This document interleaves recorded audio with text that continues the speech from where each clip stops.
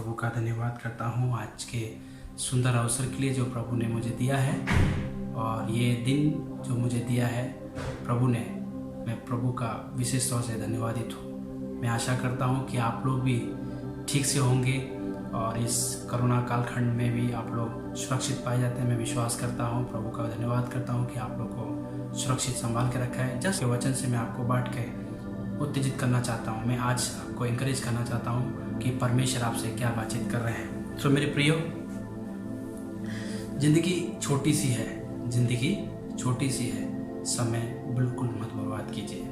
राजा सुलेमान, जो दाऊद का पुत्र, जो कि इस पृथ्वी पर बहुत ही ज्ञानवान के रूप में जाना गया, सबोपदेश की किताब उसका 3 अध्याय उसका 1 पद में लिखा है, हर एक बात का अवसर और प्रत्येक काम जो आकाश के नीचे होते हैं समय है। मेरे प्रियो, कितनी अच्छी बात है।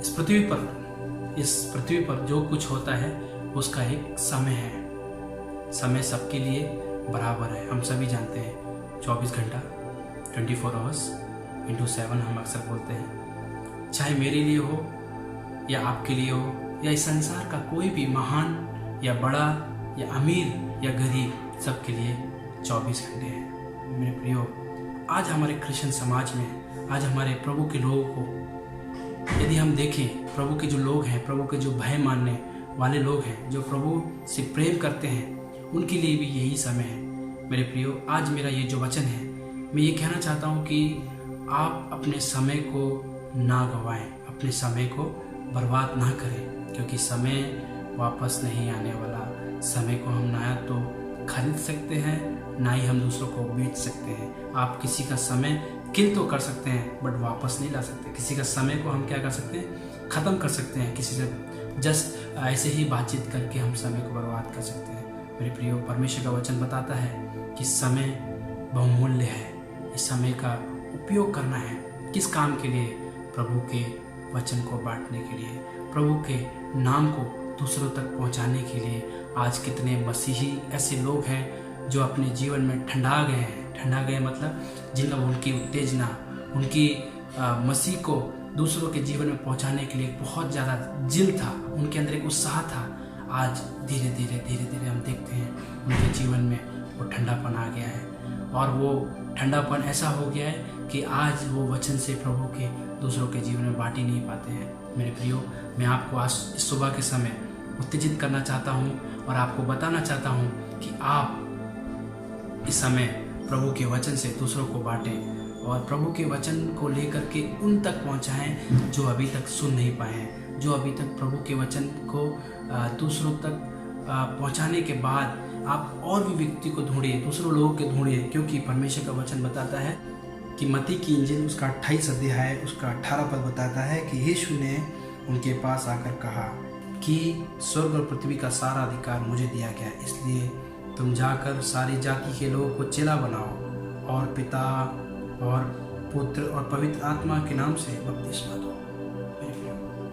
कितनी सुनहरी बात प्रभु यीशु मसीह ने हमसे और आपसे कही है कि हमें क्या करना है, उसके वचन को लेके जाना है। कहाँ जाना है?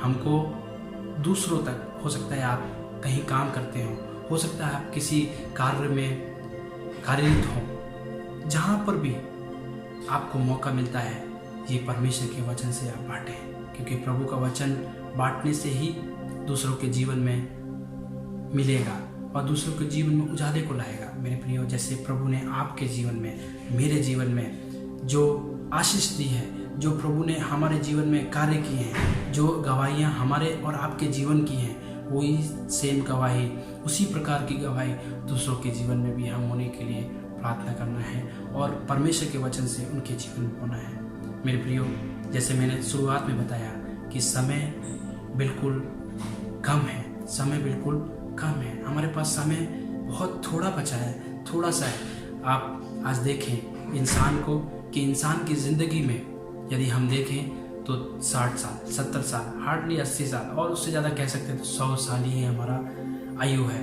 उसके बाद हम सब इस संसार को छोड़ के चले जाएंगे। जो कुछ रह जाएगा वो है प्रभु का जीवित कलाम। मेरे प्रियो, ये कलाम दूसरों के जीवन में, दूसरों के लाइफ में आप बोने का, मेरा बोने का एक उत्तरदायित्व जो प्रभु ने दिया है। जैसे कि मैंने पढ़ा मत्ती की इंजिल से, मत्ती की इंजिल बताती है कि यीशु ने उनसे कहा कि जाओ मेरे नाम से जाकर लोगों को क्या करो, इसलिए तुम जाकर सब जाति जाति के लोगों को चेला बनाओ और उन्हें पिता पुत्र पवित्र आत्मा के नाम से बपतिस्मा दो। ग्रेट कमेंडमेंट, जिसको हम बोलते हैं ग्रेट कमेंडमेंट, प्रभु ने दिया है। सो आइए समय को इस्तेमाल करते हुए आज प्रभु आपसे कहते हैं कि दूसरों के जीवन में हम क्या करना है, इस वचन को बोना है, ताकि एक जीवन, एक आत्मा बच सके प्रभु के राज्य के लिए। क्योंकि परमेश्वर के राज्य में एक आत्मा जब मन फिराती है तो बहुत ही आनंद होता है, बहुत ही उल्लास होता है। मेरे प्रियो, उसके जिम्मेदार हम और आप हैं। प्रभु इस वचन से आप सभी को आशीष दे। आमीन।